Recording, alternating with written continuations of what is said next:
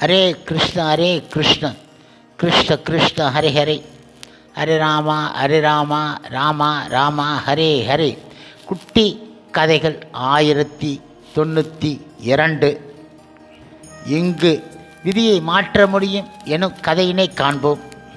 முன்பு ஒரு சமயம், அதாவது எல்லாம் தலைவிதிப்படி நடக்கும் என்ற எண்ணத்திற்கு மக்களை அடிமைப்படுத்தி அவர்களது முன்னேற்றத்தை தடை செய்கின்றது என்ற குற்றச்சாட்டு காலம் காலமாக உள்ளதே.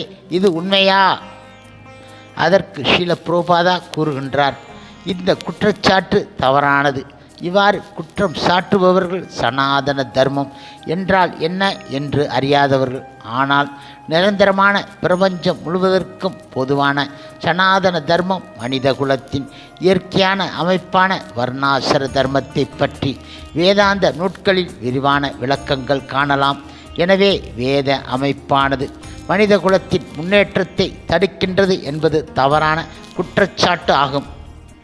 ஆனால் வேதங்களின் அடிப்படையில் அமைந்த சமுதாயம் மகத்துவம் வாய்ந்தது. வேதங்களின்படி மனிதன் மேன்மையான உணர்வை பெற்று இருக்கின்றான். எனவே வேத பண்பாடான வர்ணாசிரம தர்மம் மனிதனின் ஆன்மீக முன்னேற்றத்திற்கானது ஆகும். இந்த முறைப்படி மனிதன் ஆன்மீக முன்னேற்றத்திற்காக பயன்படுத்த வேண்டும் என்றார் அவர்.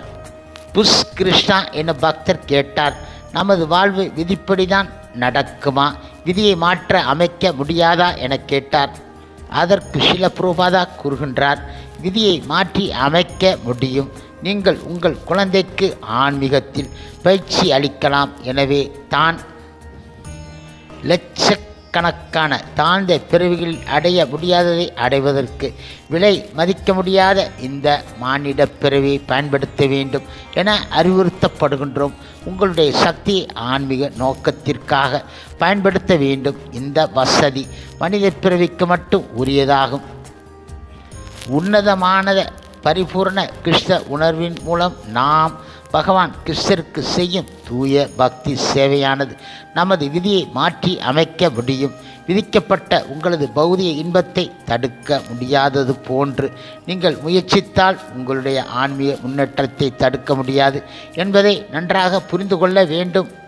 இப்பொழுது புஷ்ட கிருஷ்ணா கேட்கின்றார், அப்படியானால் வேத நாகரிகம் அல்லது சனாதன தர்மம் விதியை அடிப்படையாக கொண்டது கிடையாது என கூறலாமா? முன்னேற்றம் அடைவதற்கு சாத்தியம் இருக்கிறது என கூறலாமா?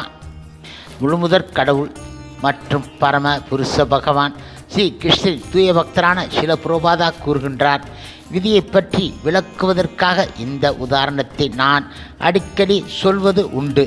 நீதிமன்றத்தில் மரண தண்டனை விதிக்கப்பட்டவனை சாதாரணமாக யாராலும் காப்பாற்ற முடியாது. தீர்ப்பு கூறிய நீதிபதியாலும் அந்த தீர்ப்பை மாற்ற முடியாது.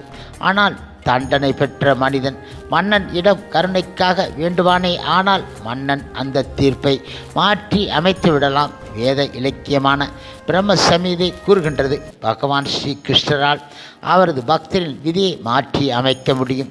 அவரது கருணை இல்லாமல் விதியை மாற்றி அமைக்க சாத்தியம் கிடையாது. பிரம்ம சமீதை 5.54. எனவே நமது ஒரே கடமை பகவான் ஸ்ரீ கிருஷ்ணரிடம் சரண் அடைவது மட்டுமே ஆகும். ஆனால் நாம் பொருளாதார முன்னேற்றத்தின் மூலம் செயற்கையாக இன்பம் காண முயன்றோம். ஆனால் அது இயலாத காரியமாகும். உண்மை நிலையை புரிந்து கொள்ள முயற்சி செய்யுங்கள். முதலாவதாக லௌகிக வாழ்வை பொறுத்த அளவில் விதியை மாற்ற முடியாது என்பது உண்மைதான்.